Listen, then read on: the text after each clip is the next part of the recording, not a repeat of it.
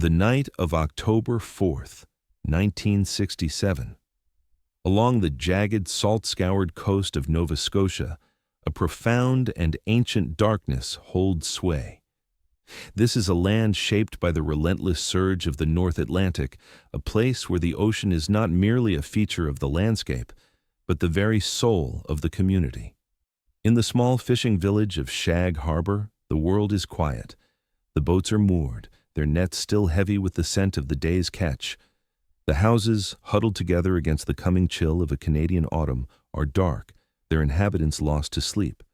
The only sounds are the rhythmic sigh of the waves against the shore and the lonely cry of a distant gull. But on this night, another sound would break the peace, or rather, a sight so profound and so alien that it would tear a hole in the fabric of this quiet reality. It began not with a bang, but with a silent, searing light. A sequence of 4 brilliant flashes, pulsing in perfect synchronicity, tore through the blackness of the sky. They were not lightning, they were not flares. They were something else, something structured, something with intent. Following the lights, a colossal object descended from the heavens, its trajectory steep and deliberate. It moved with a controlled grace that defied its apparent size, a behemoth gliding through the night air as if the laws of physics were a matter of mere suggestion. Witnesses, scattered across miles of coastline, would later describe it as being 60 feet in length, a dark, hulking mass punctuated by the otherworldly glow. It tilted, angling itself toward the black, churning waters of the harbor. What was this object? Was it a failing aircraft, its engines dead, its pilot fighting a losing battle against gravity? Or was it something far stranger, a visitor from an unknown realm making a desperate, unscheduled arrival? As it neared the surface, there was no sound of straining engines, no shriek of tearing metal, no desperate radio call. There was only a low, whistling rush of displaced air, a sound that seemed to be absorbed by the immense quiet of the night rather than piercing it. And then, impact. It did not crash in the conventional sense. It did not explode into a fireball of jet fuel and shrapnel. It struck the water with a deafening boom that echoed across the bay, a sound so concussive it felt like a physical blow. A column of water erupted into the air, momentarily catching the moonlight before collapsing back into the sea. And then there was the light, a single, pale yellow light, floating on the surface of the water where the object had gone down. It bobbed gently in the swell, a lone, luminous tombstone marking the grave of an impossible machine. It was not the flickering light of a fire. It was a steady, unwavering glow, pulsing with a soft internal energy. It sat there, a silent wound in the night, a beacon of the unknown in the cold, familiar waters of home. For the people of Shag Harbor, life was about to be irrevocably divided into 2 distinct eras, the time before the light and the everything that came after. This is not a story of speculation or fantasy. This is a case file, a meticulous record of events corroborated by dozens of witnesses, by law enforcement, and by the military itself.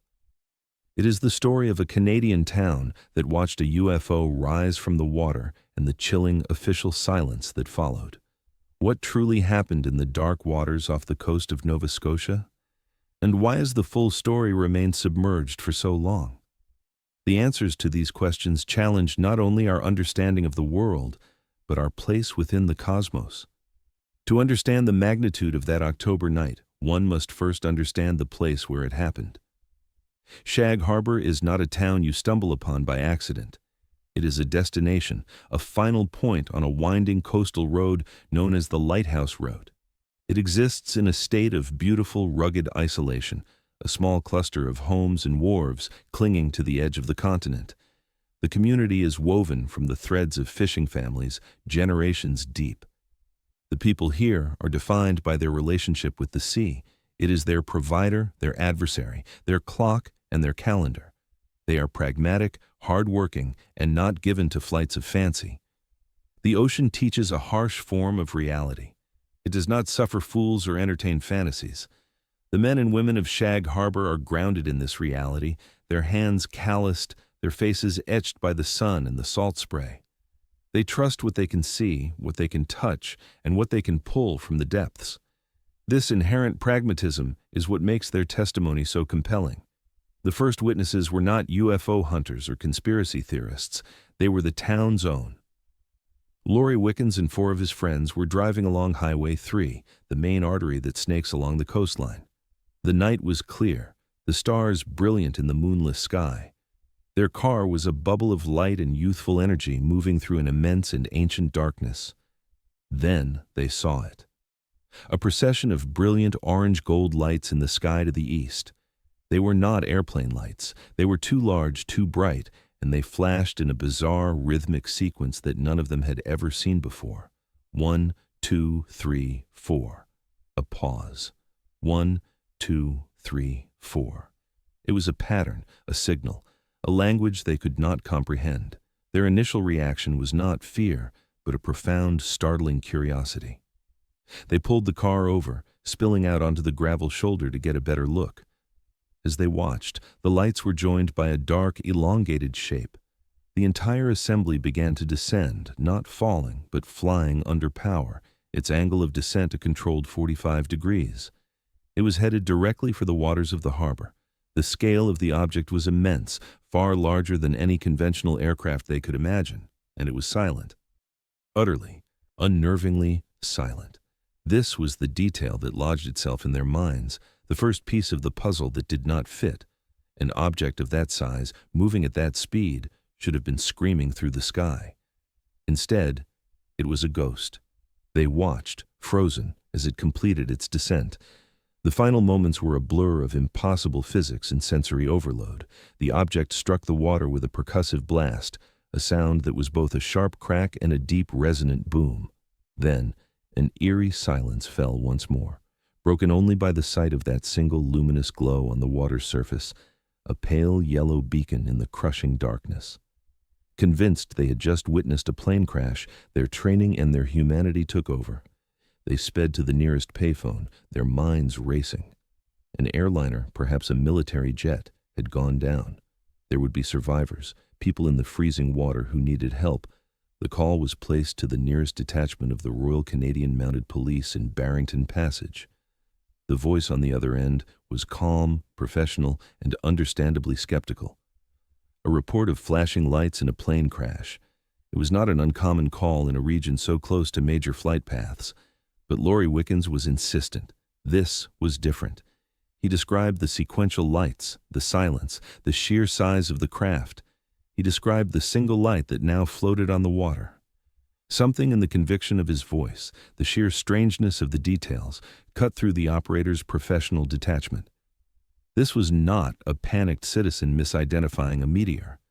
This was a credible witness reporting an incredible event. The machinery of official response began to grind into motion, slowly at first, unaware that it was about to confront a mystery that it was utterly unprepared to solve. The night was just beginning. The initial report, logged by the RCMP dispatcher, was treated with the requisite seriousness of a potential air disaster. Protocol was clear. In the remote and often treacherous terrain of coastal Nova Scotia, time was the enemy. A downed aircraft meant a race against hypothermia, against the unforgiving cold of the Atlantic. The call went out from the Barrington Passage Detachment. Corporal Victor Werbicki, the officer on duty, took the report. He was a seasoned policeman, a man who understood the rhythms of the coast, the tricks of the light, and the tendency for ordinary phenomena to be mistaken for the extraordinary. Yet, the details of the call were peculiar. Multiple witnesses, a silent descending craft, flashing lights in a distinct repeating pattern, and now a light floating on the water. It didn't align perfectly with a typical crash scenario. There was an element of high strangeness that piqued his professional curiosity. He dispatched Constable Ron O'Brien, a younger officer, to the scene. Werbicki, his instincts telling him this was more than a simple false alarm, decided to accompany him. The two RCMP officers drove towards the shoreline, towards the location indicated by the witnesses. The coastal road was dark, the headlights of their cruiser cutting a moving tunnel through the dense black air. As they approached Shag Harbor, they could see it for themselves. Just as the caller had described, there was a light on the water. It was a pale, yellowish-white glow, located approximately half a mile to a mile from the shore. It was not flickering like a flame. It was a solid, constant source of illumination, pulsing with a slow, almost biological rhythm. It appeared to be drifting with the tide, moving slowly out into the Gulf of Maine. They pulled over and met with Laurie Wickens and his friends, the original witnesses. They were still there, their faces pale in the intermittent flash of the cruiser's emergency lights. The officers listened patiently as the young men recounted their story, their voices a mixture of excitement and fear. They pointed out to the water, towards the glowing object. "That's it," they said. "That's where it went in." But they weren't the only ones. Soon, other cars began to arrive. Locals, drawn from their homes by the strange lights and the sound of the impact, began to gather on the shore. A small crowd formed, their faces upturned, their gazes fixed on the inexplicable light. More than a dozen individuals, independent of one another, from different vantage points around the harbor, all reported the same sequence of events: the flashing lights in the sky, the large, dark object, the silent descent, and the impact. The weight of this corroborating testimony was immense. It transformed the event from a possible misidentification into a confirmed, albeit bizarre, phenomenon. Corporal Werbicki stood on the cold, damp shoreline, the salty wind whipping at his uniform. He stared out at the light, his police training cycling through possibilities. A boat in distress? He scanned the horizon with his binoculars. There was no silhouette of a mast, no hull, no navigation lights. Just the single, isolated glow. A flare? A flare would have burned out by now. This light had been steadily glowing for the better part of an hour. A crashed aircraft? If a plane had gone down, there should be a debris field. There should be the smell of jet fuel on the air. There was nothing. Only the clean, sharp scent of the cold Atlantic. He shared a look with Constable O'Brien. Their professional skepticism was rapidly eroding, replaced by a sense of profound and unsettling mystery. They were no longer just investigating a reported crash. They were now primary witnesses to the event itself. The object, whatever it was real. It was out there, floating in the water, defying all logical explanation. The situation had escalated. This was now beyond the scope of a local police matter. Werbicki returned to his cruiser and picked up the radio microphone. He contacted the Rescue Coordination Center in Halifax, the nerve center for all maritime search and rescue operations in the region. His voice was calm and professional, but the content of his message was anything but routine. He reported the visual confirmation of an unknown lighted object floating in the water off Shag Harbor. He relayed the witness accounts of a large object crashing. He requested the immediate dispatch of a Coast Guard cutter. The call to the RCC set in motion a new and far more powerful set of gears. The authority of the Canadian federal government was now being brought to bear on the mystery. From a payphone call by a group of teenagers, the incident had now officially entered the realm of a national security and public safety concern. As the RCMP officers maintained their vigil on the shore, watching the strange light drift further out to sea, they were unaware of the true scale of the drama that was about to unfold. They believed they were at the beginning of a search and rescue mission. In truth, they were standing on the precipice of one of the most well-documented and most deeply confounding UFO incidents in history. The ocean held its secrets tightly, and the biggest secret of all was still submerged, waiting. The night was growing colder, and the mystery was only just beginning to deepen, pulling them all into its unfathomable depths. The response from the Rescue Coordination Center in Halifax was swift. An event of this nature, a potential air disaster with multiple eyewitnesses, including law enforcement, demanded an immediate and robust reaction. The order was given to dispatch the Canadian Coast Guard cutter, the CCGS Sambro, along with its sister ship, the CCGS Annan. These were not pleasure craft. They were powerful, purpose-built search and rescue vessels designed to operate in the treacherous conditions of the North Atlantic. Their crews were highly trained professionals, accustomed to the grim realities of maritime emergencies. As the Sambro and the Annan steamed out of their station in Clark's Harbor, their powerful searchlights slicing through the inky blackness, their mission was clear: locate the crash site, search for survivors, and identify the wreckage. On the bridge of the Sambro, the crew received continuous updates from the RCMP on shore. The light was still visible, still pulsing with that strange, rhythmic energy. But it was moving. The tide was pulling it steadily eastward, away from the coast and out into the deeper waters of the Gulf of Maine. The cutters adjusted their course, their diesel engines thrumming with a sense of urgency. They were racing against time, but they were also racing towards an unknown. The radio chatter was a mix of standard maritime procedure and palpable confusion. The RCMP officers on the shore were doing their best to describe what they were seeing, but the vocabulary of law enforcement was insufficient for the phenomenon they were witnessing. How do you describe a light that seems to be attached to something that isn't there? How do you report on an object that made a sound like a bomb but left no trace of an explosion? Back on the shore, the crowd of onlookers had grown. Fishermen, hearing the news on their radios, had come down to the wharf. Their experienced eyes scanned the water, trying to make sense of the sight. They knew these waters better than anyone. They knew the tides, the currents, the way light played tricks on the surface. And they knew that what they were seeing was not normal.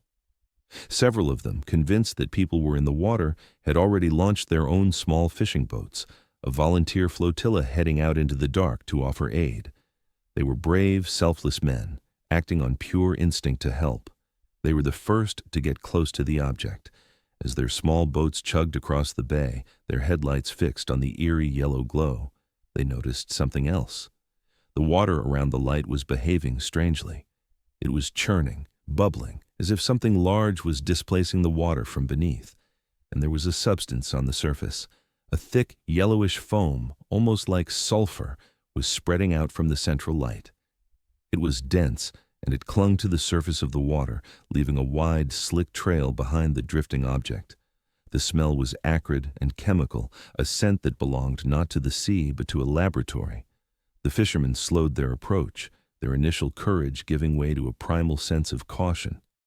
This was no plane crash. The foam was not jet fuel. The light was not a distress beacon. They were approaching something utterly alien. It was at this moment, with the Coast Guard cutter still minutes away and the small fleet of fishing boats closing in, that the event reached its first climax. The light, which had been glowing steadily for over an hour, began to dim. It flickered once, twice, and then, with a final soft pulse, it went out. The object, the source of the light, slipped beneath the waves and was gone. It did not sink violently. It submerged with a quiet, deliberate finality, as if it had simply decided its time on the surface was over. The spot where the light had been was now marked only by the spreading patch of bizarre, bubbling foam. The silence that followed was more profound than the noise of the initial impact. The vast, empty darkness of the ocean had returned, swallowing the mystery whole. When the CCGS Sambro and Annan arrived on the scene minutes later, their powerful searchlights swept across an empty expanse of water. They found the fishermen, bobbing in their small boats, pointing to the spot where the light had been. They found the foam. The Coast Guard crew, methodical and professional, immediately began their search procedures.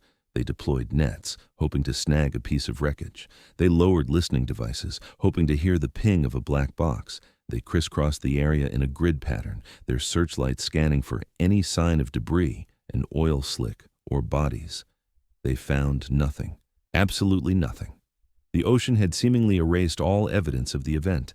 The only physical trace that remained was the strange, sulfurous foam, which slowly began to dissipate in the churning wake of the cutters. The initial search and rescue mission had failed before it had even truly begun. There were no survivors to rescue because there was no wreckage to be found.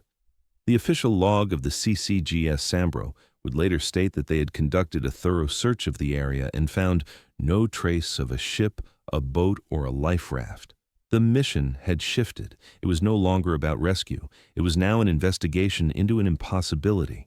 An object, witnessed by dozens of people, including police officers, had crashed into the harbor, floated for over an hour, and then deliberately submerged itself, leaving behind only a patch of mysterious foam before vanishing without a trace.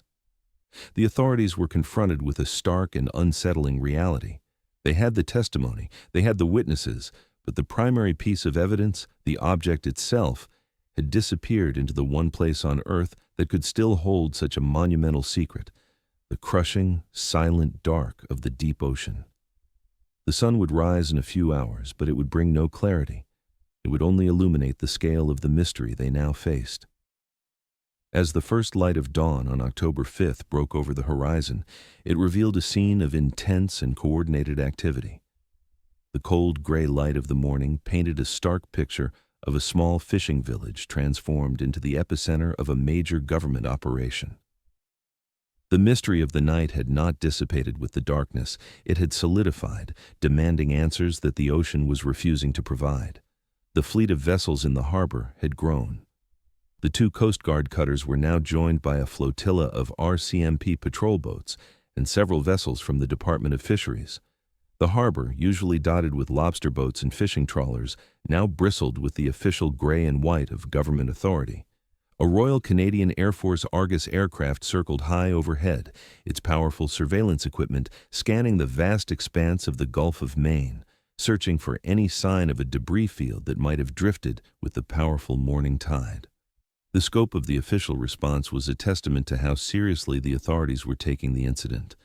This was no longer being treated as a possible misidentification or a local hoax. The combined weight of the witness testimony, especially that of the RCMP officers, had convinced the highest levels of government that something real and significant had occurred. Yet, a central and deeply troubling paradox was emerging. While a full-scale search for a crashed object was underway, a search that was costing thousands of dollars per hour, a simultaneous search of official records was yielding a baffling result. No aircraft, civilian or military, domestic or foreign, was reported missing. Air traffic controllers from Halifax to Boston confirmed that all commercial flights were accounted for. The Royal Canadian Air Force and the United States Air Force confirmed that none of their aircraft were off the radar. The North American Aerospace Defense Command, or NORAD, the guardians of the continent's airspace, reported no unscheduled or unidentified tracks that could explain the object. The authorities were in an impossible position. They were searching for the wreckage of a crash that, according to all official records, had never happened. This fundamental contradiction was the first major crack in the official narrative, a crack that would only widen as the days went on. While the official search continued, another, quieter investigation was beginning on the shore. This investigation was being led not by men in uniform, but by a handful of determined civilians. Among them were local journalists, and most notably, a man who would become a central figure in the long history of the Shag Harbor case, a civilian UFO investigator from the area. This was the archetype of the investigator, a man driven not by orders but by a relentless pursuit of the truth. He began the painstaking work of documenting the event from the ground up. He moved from house to house, from wharf to wharf, with a notepad and a tape recorder, collecting first-hand accounts. He spoke to Laurie Wickens and his friends. He spoke to the fishermen who had gone out in their boats. He spoke to the families who had watched from their living room windows. He meticulously cross-referenced their stories, noting the time, the location, the description of the object, the sequence of the lights. What he uncovered was a stunning tapestry of consistency. Witness after witness, many of whom did not know each other, described the exact same thing.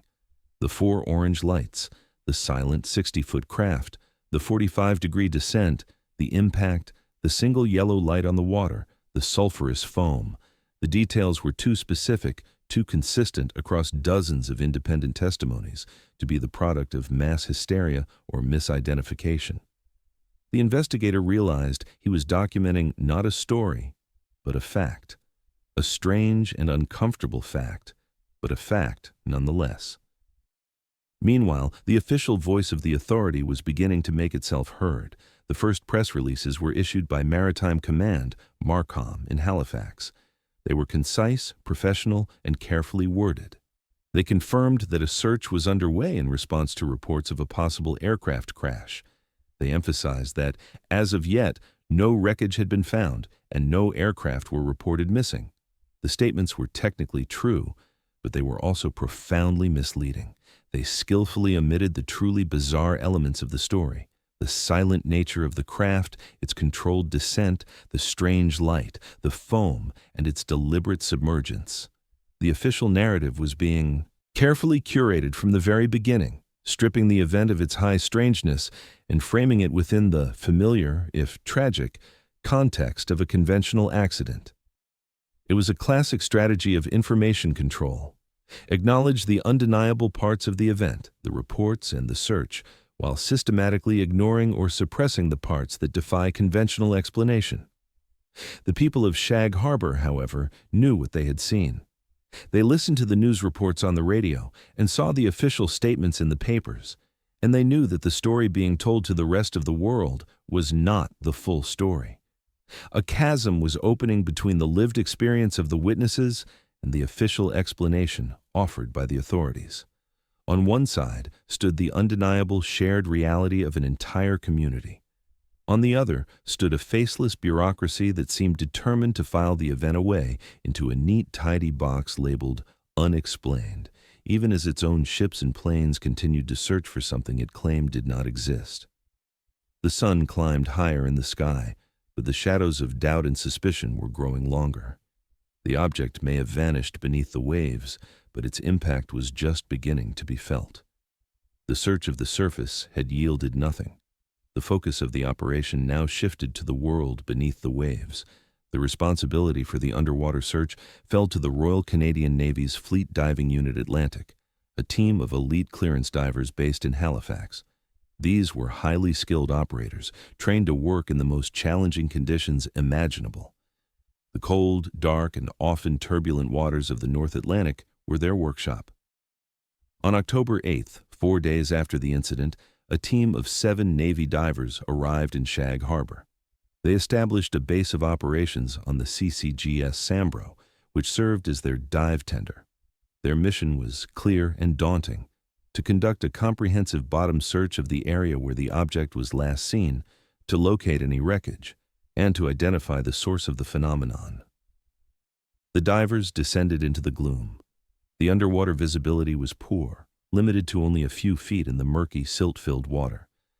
The seabed in this region is a complex and unforgiving terrain, a mixture of rock, sand, and thick, grasping mud.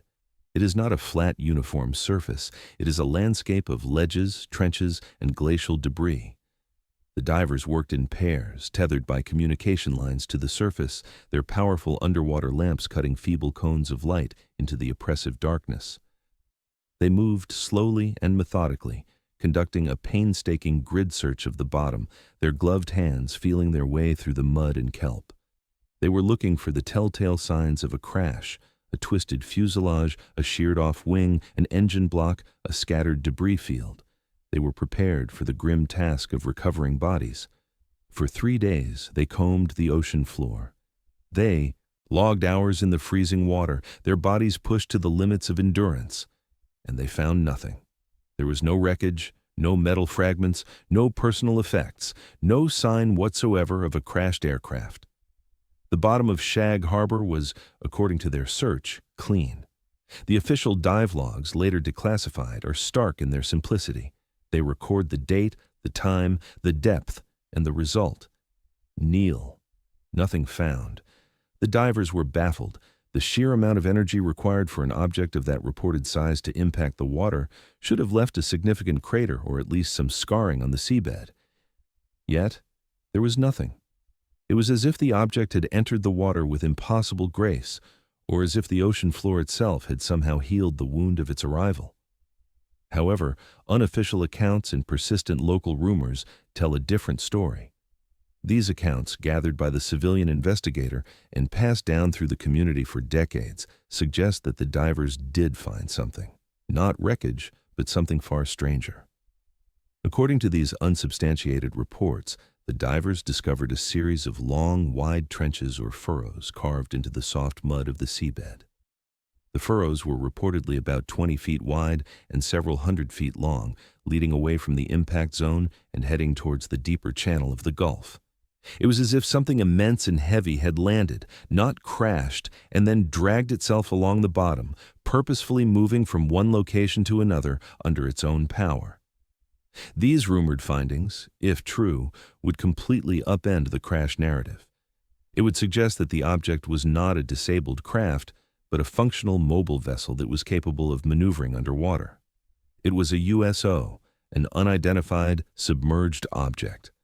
But this information, if it was ever officially recorded, was never made public. The official report remained unchanged, nothing found. The other lingering piece of physical evidence was the mysterious yellow foam. Samples had been collected by the fishermen and the Coast Guard on the night of the incident. What was this strange, sulfurous substance that had appeared as the object sank? Analysis was conducted, but the results were shrouded in ambiguity and official silence. The public was never given a clear answer. Was it a form of unknown propellant, a coolant, a byproduct of an alien energy source? Or was it something more mundane, a chemical reaction that could be easily explained? The authorities provided no definitive conclusion. The investigator, hitting a wall of official secrecy, could only document the existence of the foam and the questions surrounding it. It became another piece of the puzzle that was deliberately kept from public view, a physical clue that was either misunderstood or, more conspiratorially, suppressed. The formal underwater search was officially called off on October 10th. The Navy divers packed their equipment and departed. The official conclusion was logged. Despite an extensive air and sea search, no evidence of wreckage or debris from a downed object had been found. To the outside world, the case was effectively closed. The government had looked, and it had found nothing. It was a non-event, a ghost story born of mistaken identity and amplified by local excitement. But for the people of Shag Harbor and for the officers and sailors who had participated in the search, the conclusion felt hollow and dishonest. They knew what they had seen. The absence of evidence was not evidence of absence. It was, in itself, a profound and disturbing clue. It suggested they were not dealing with a technology that failed and fell from the sky, but with a technology that was so advanced, so alien, that it could enter our world, move through our skies and our oceans, and then depart, leaving behind nothing but questions and a community of haunted witnesses. The mystery was not solved. It had simply gone deeper, into the cold, dark waters and into the even colder, darker corridors of official secrecy. The official closure of the search at Shag Harbor was not the end of the story. In fact, it was merely the end of the first act. While the public was being told that the mystery was over and nothing had been found, a far more dramatic and secret chapter was just beginning to unfold, hidden from public view and buried in classified military logs for years. The focus of the phenomenon shifted from the open waters of Shag Harbor to a location just 40 miles down the coast, Canadian Forces Station, Shelburne. CFS Shelburne was not just another military base. In 1967, at the height of the Cold War, it was one of the most technologically advanced and secretive installations in North America. Its primary function was to operate a state-of-the-art SOSUS array, the Sound Surveillance System. This was a network of underwater hydrophones laid out on the continental shelf, designed for one purpose: to detect and track the movements of Soviet nuclear submarines in the North Atlantic. The personnel at CFS Shelburne were the silent guardians of the deep, their ears pressed to the ocean, listening for the telltale acoustic signature of an enemy threat. On the night of October 4th, the same night as the Shag Harbor crash, the sensitive hydrophones at CFS Shelburne reportedly picked up something extraordinary. They detected the acoustic signature of the object entering the water. It was not the sound of a conventional submarine. It was something else, an underwater anomaly that the highly trained sonar operators could not identify. For the next several days, while the public search was being conducted in the shallow waters of the harbor, the real object of interest was being secretly tracked by the Navy as it moved in the deep waters off the coast. It was not stationary, it was maneuvering. According to later accounts from sources who claimed to have been involved, the unidentified, submerged object, or USO, that had crashed at Shag Harbor did not simply sink to the bottom and vanish. It appeared to have traveled underwater along the seabed, perhaps following the trenches the divers had allegedly discovered, and made its way into the deeper channel where the SOSUS array could monitor it. The military, far from abandoning the search, had simply moved it to a new, covert phase. They were now tracking a fully operational, unidentified, submersible craft. The situation escalated dramatically approximately 1 week after the initial incident. The sonar operators at CFS Shelburne detected a second, unidentified submerged object entering their surveillance zone. This second USO was on a trajectory to rendezvous with the first object, the one that had been tracked since the Shag Harbor event. The Royal Canadian Navy responded with a level of force and urgency that was reserved for a major national security threat. A task force of naval vessels, including destroyers and frigates, was secretly dispatched from Halifax. Their mission, to intercept and identify these two mysterious underwater contacts. For several days, a tense and silent game of cat and mouse was played out in the depths off the coast of Nova Scotia. The Navy ships tracked the two USOs using their most advanced active and passive sonar. The results were baffling and alarming. The objects were reportedly capable of incredible speeds and maneuvers that no known submarine on Earth could perform. They could dive to depths far beyond the crush depth of any military vessel. They could accelerate and change direction almost instantaneously without making a sound. They seemed to be toying with the naval fleet, easily evading any attempt to corner them. The crews on the warships were on high alert, their hands on weapon systems, unsure if they were dealing with a top-secret Soviet technology or something else entirely. The tension on the bridges of those ships must have been immense. The sonar screens would show two distinct contacts, moving in coordinated patterns, communicating with each other in a way that the Navy could not decipher. This was not a passive observation. It was a direct, active engagement with an unknown and potentially superior technology. The climax of this secret naval operation is the most astonishing part of the entire Shag Harbor saga. After days of being tracked, the two USOs moved together into a position directly over the submarine detection array near Shelburne. Then, something incredible happened. Sonar operators watched in disbelief as the two objects began to ascend, rapidly, together. They surfaced. The naval vessels on the scene reportedly had a visual confirmation. Two large, dark objects rose from the Atlantic. One of them was the craft that had been tracked for a week, the Shag Harbor object. The other was its companion. They hovered silently over the water for a few moments, as if making a final observation. Then, with a sudden burst of speed that defied inertia, they shot straight up into the sky. They ascended at an impossible velocity, climbing vertically until they were just specks of light, and then they vanished. Gone. The official records of this naval engagement remain classified or have been heavily redacted. The story comes to us through a combination of leaked documents, anonymous testimony from military personnel who were there, and the tireless research of investigators who refused to accept the official "nothing happened" narrative. It paints a picture that is staggering in its implications. The Shag Harbor event was not a crash. It was an arrival. The object was not disabled. It was likely damaged and sought refuge in the ocean to perform repairs. It then waited, hidden in the depths, until a second craft arrived to assist or retrieve it. The two then departed together, demonstrating a mastery of both sea and air that is far beyond our own technological capabilities.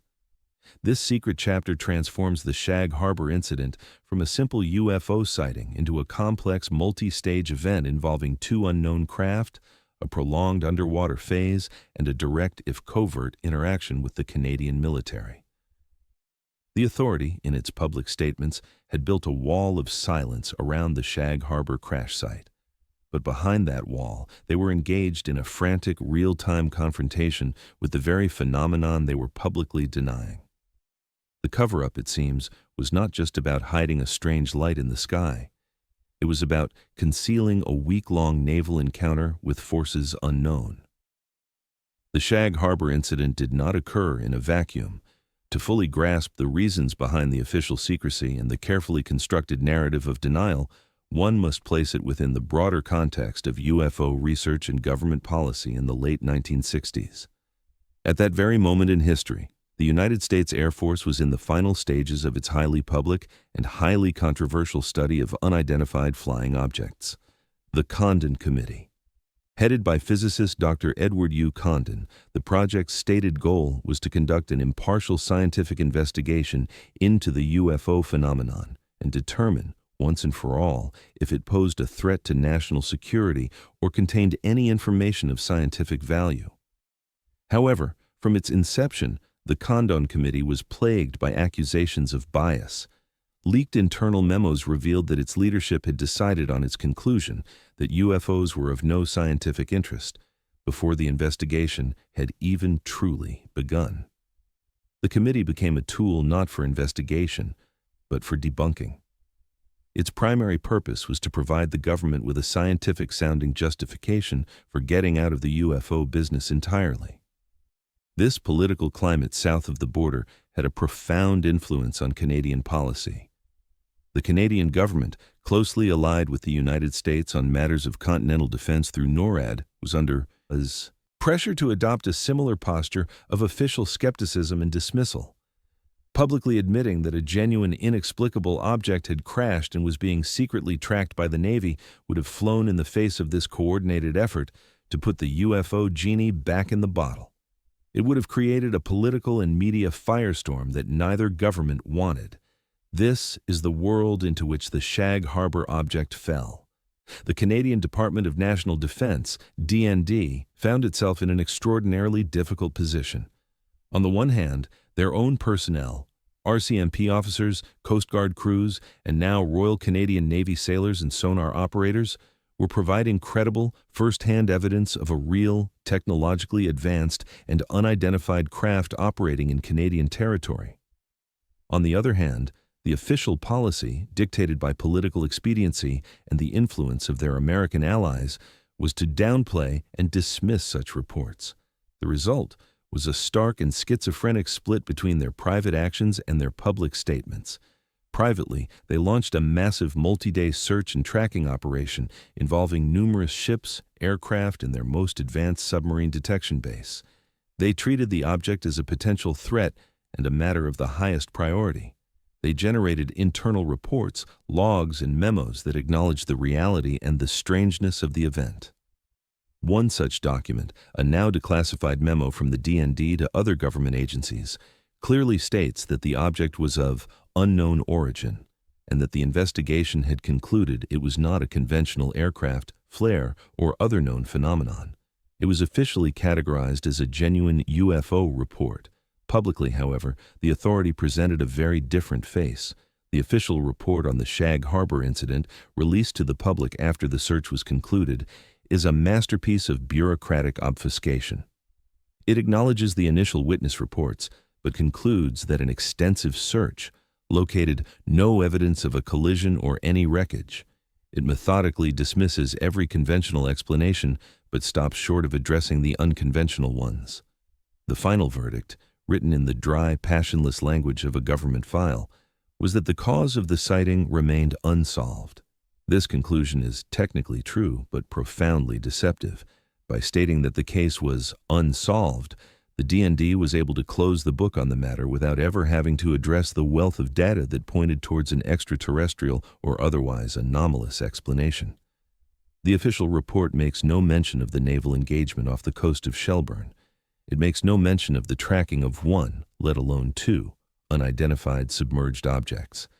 It makes no mention of the object's impossible speed and maneuverability. It makes no mention of their final dramatic ascent into the sky.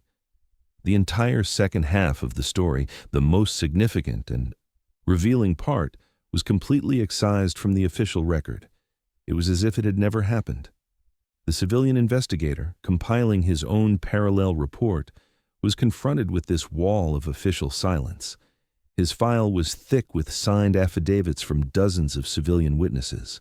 It contained sketches of the craft, timelines of the event, and detailed descriptions of the strange foam. It included the rumored accounts of the trenches on the seabed.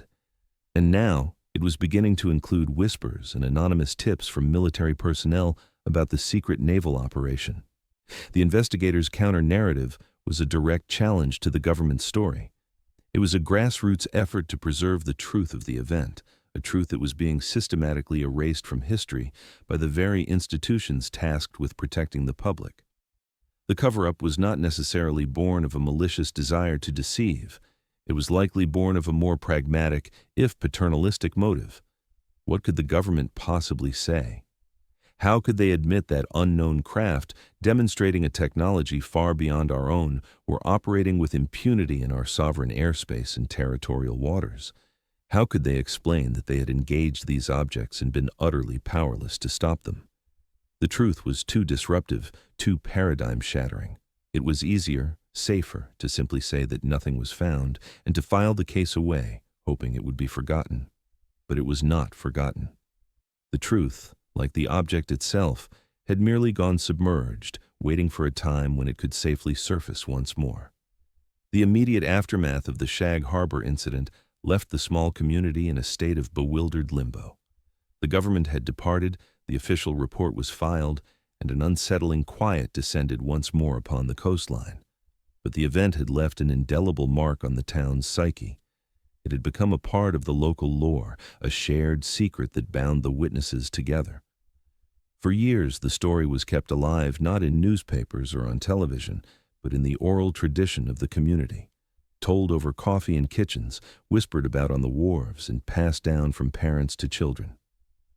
It was a ghost story with too many credible witnesses, a piece of local history that was both a source of pride and a font of unanswered questions. Decades passed. The world changed, but the memory of that October night in 1967 remained, preserved in the collective consciousness of the town. In time, a shift occurred. As researchers and journalists began to unearth the declassified documents and piece together the suppressed parts of the story, the Shag Harbor incident gained a new life. It was no longer just a local legend. It was recognized as one of the most compelling and well-documented UFO cases in the world. The town of Shag Harbor, once hesitant to speak too loudly about its strange history, began to embrace it. The very event that the authorities had tried to erase became the town's most unique and defining characteristic.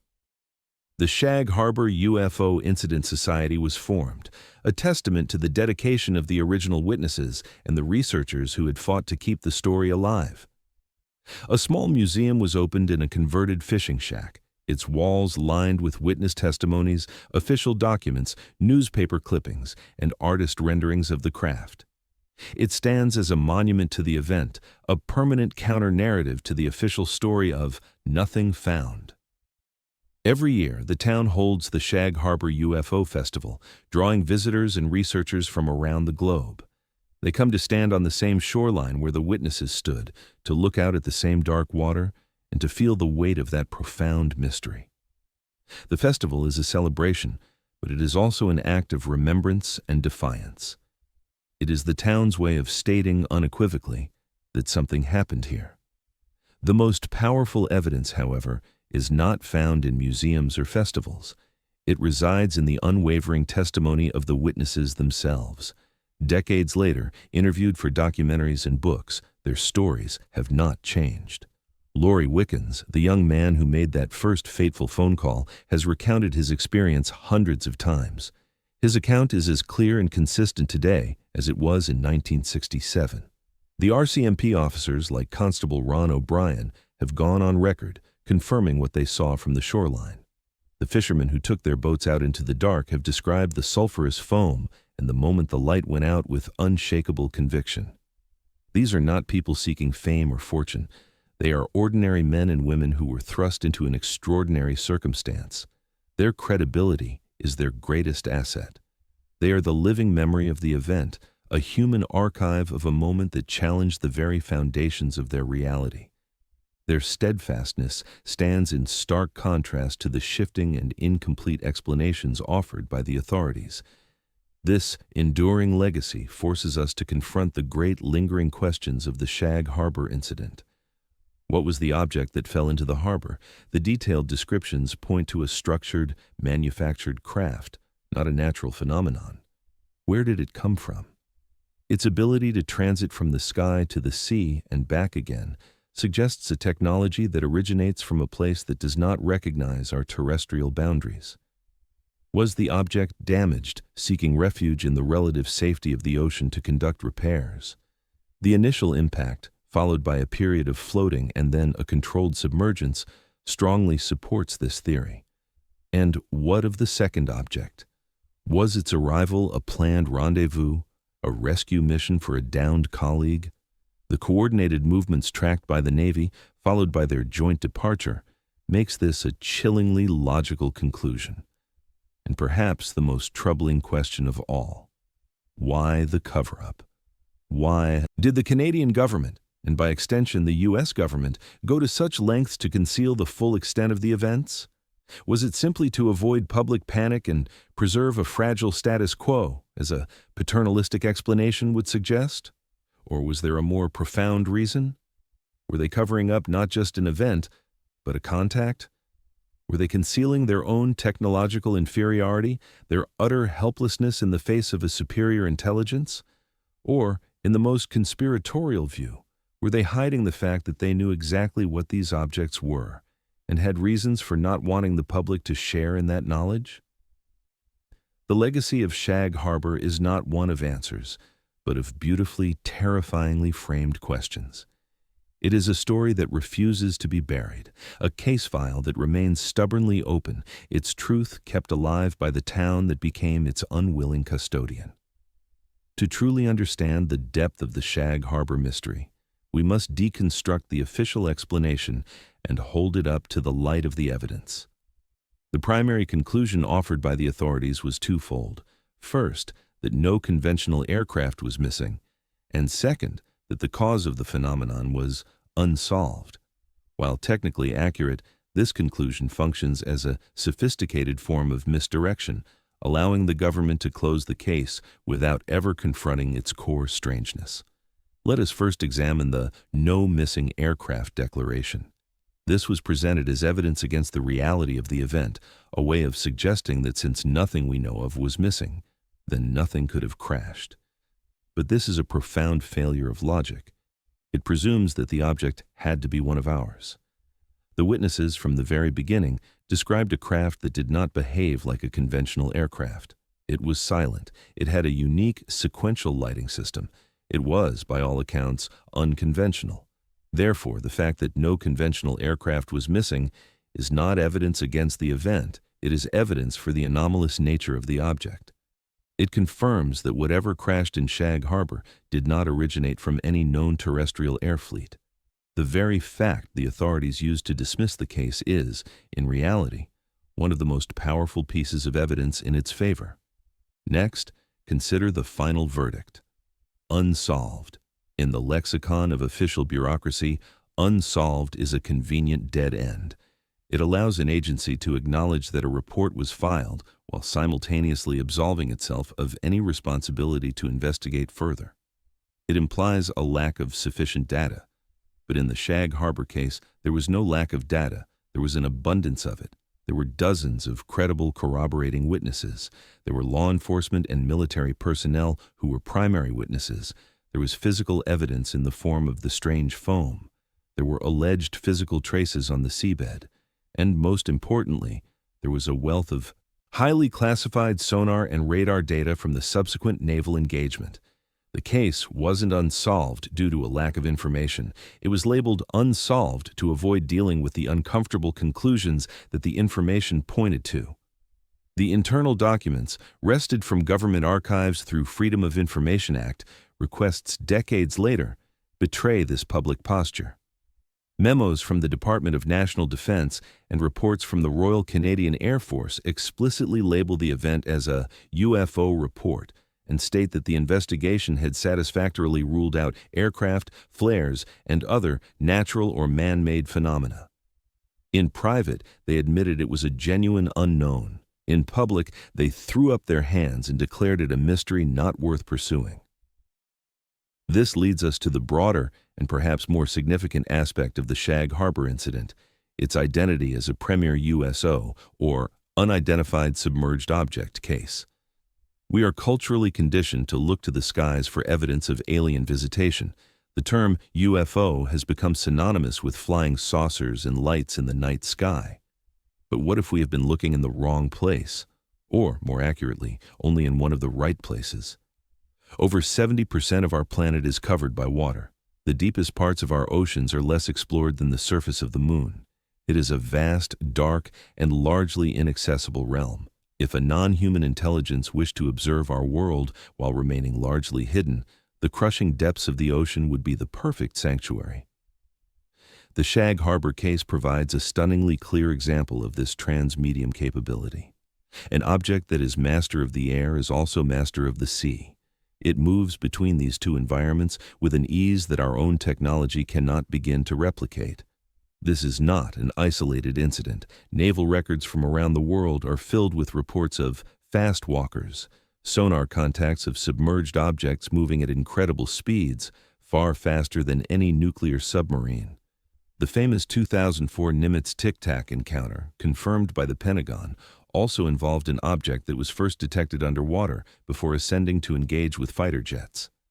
The Shag Harbor incident in 1967 is a historical anchor for this modern phenomenon. It tells us that this is not a new development. These objects have been operating in our oceans for decades, if not longer, tracked by our most sensitive military hardware, but remaining completely unknown to the public.